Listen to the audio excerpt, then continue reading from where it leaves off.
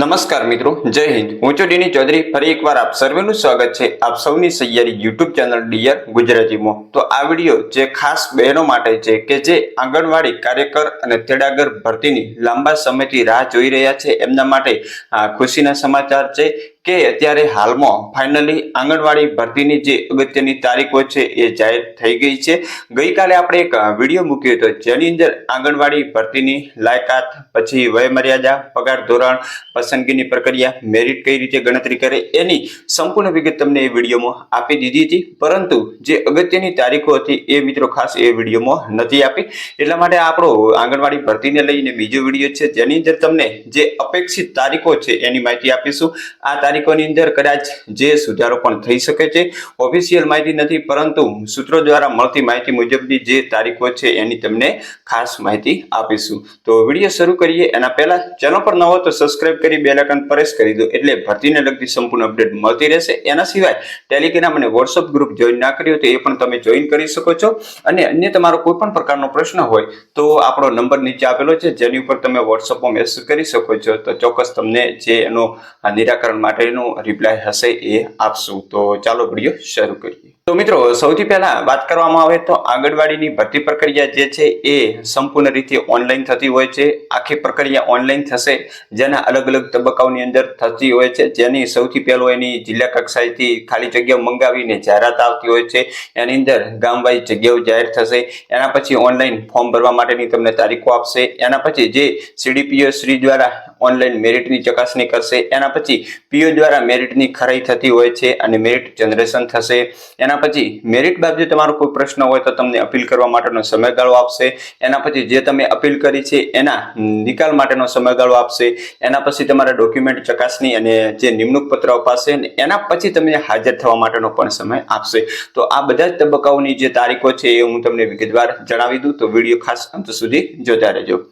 તો સૌથી પહેલી વાત કરવામાં આવે તો ભરતી માટેની જિલ્લા કક્ષાએથી જાહેરાત જે સ્થાનિક ન્યૂઝપેપર છે એની અંદર 8/8/2025 ના રોજ આવી શકે છે. એના પછી ઓનલાઈન ફોર્મ ભરવા માટેનો સમયગાળો જે છે 8/8/2025 થી લઈ અને 30/8/2025 એટલે કે 23 દિવસ સુધી તમે ઓનલાઈન પ્રક્રિયા જે છે એ તમે પૂર્ણ કરવાની રહેશે. એના પછી તારીખમાં કદાચ વધારો ન પણ કરવામાં આવે તો તમારે 23 દિવસની અંદર સંપૂર્ણ જે ફોર્મ ભરી અને ડોક્યુમેન્ટ અત્યારે તૈયાર કરી લેવા. એના પછી સીડીપીઓ શ્રી દ્વારા ઓનલાઈન મેરિટ ચકાસણી 31/8 થી શરૂ થશે અને 9/9/2025 સુધી 10 દિવસ જે છે એ ખાસ મિત્રો ચકાસણી ચાલશે. એના પછી પીઓ શ્રી દ્વારા મેરિટ ખરાઈ અને જનરેશન એટલે કે વેબસાઇટ ઉપર મેરિટ યાદી પ્રસિદ્ધ કરવાનો જે સમયગાળો છે એ છે 10/9/2025 થી 19/9/2025 સુધી 10 દિવસનો એમાં પણ સમય છે. એના પછી મેરિટ બાબતે તમારો કોઈ પણ પ્રશ્ન હોય તો તમે ઓનલાઈન અપીલ 20/9/2025 થી 29/9/2025 10 દિવસ દરમિયાન કરી શકતો, કોઈ પણ પ્રકારનો તમારો મેરિટની જે એમાં કોઈ ભૂલચૂક હોય તો. એના પછી જે તમે અપીલ કરી છે એનો નિકાલ 30/9/2025 થી 9/10/2025 સુધી 10 દિવસનો સમય આપશે, જેની અંદર જે તમે પ્રશ્ન કરેલો હશે એનો જે નિકાલ થશે. એના પછી 10/10/2025 થી 19/10/2025 સુધી જે ડોક્યુમેન્ટ છે એની વેરિફિકેશન અને ચકાસણી ચાલશે અને તમને જો ડોક્યુમેન્ટ યોગ્ય જણાશે તો નિમણૂક પત્ર આપશે. અને 20/10/2025 થી 18/11/2025 એટલે કે 30 દિવસની અંદર તમારે જે તે આંગણવાડીની અંદર હાજર રહેવાનું થશે. જો 30 દિવસ સુધી તમે હાજર નહીં થો તો તમારો જે નિમણૂક પત્ર આપોઆપ રદ થઈ જશે અને તમારા પછીનો જે મેરિટમાં નંબર હશે એમને આ નિમણૂક પત્ર ફાળવશે. એના માટેની નિયમો, શરતો, બોલીઓ જે જાહેરાત આવશે એટલે આપણે ચોક્કસ વિડીયો બનાવશું કે એની શું બોલીઓ હોય છે, શું શરતો હોય છે, હાજર થવા માટેનો, ઓનલાઈન ફોર્મ ભરવા માટેની સૂચનાઓ જેવી ઘણી બધી જે વિગતો છે એ મિત્રો ખાસ ધ્યાનમાં રાખવા જેવીની બાબતોનો પણ વિડીયો આવશે.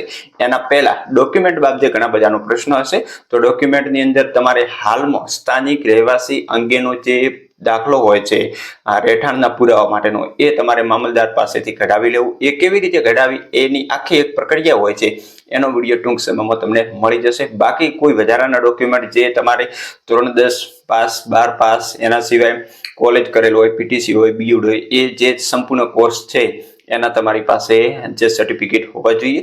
અન્ય કોઈ ડોક્યુમેન્ટની ખાસ જરૂર પડતી નથી. અને જે પણ અનામતનો લાભ મેળવવા માંગતા હોય એમને પોતાના જાતિના દાખલા કઢાવી લેવા, જેમ કે SC, ST, OBC, EWS આવું બધું તમારે હાલ જ તૈયાર કરી રાખવાનું. અને સ્થાનિક રહેવાસી અંગેનો દાખલો 6 મહિના માટે માન્ય હોય છે, એટલે તમે અત્યારે કઢાવી શકો છો. 6 મહિના સુધી ભરતી પ્રક્રિયા ચાલે ત્યાં સુધી તમારો દાખલો માન્ય રહેશે. તો બસ આજના વિડીયોમાં એટલું જ. આવી જ માહિતી મેળવવા માટે અમારી સાથે જોડાયેલા રહેજો. ફરી મળીશું નવી અપડેટ સાથે નવા વિડીયોની અંદર. ત્યાં સુધી જય હિન્દ, જય ભારત. Thanks for watching.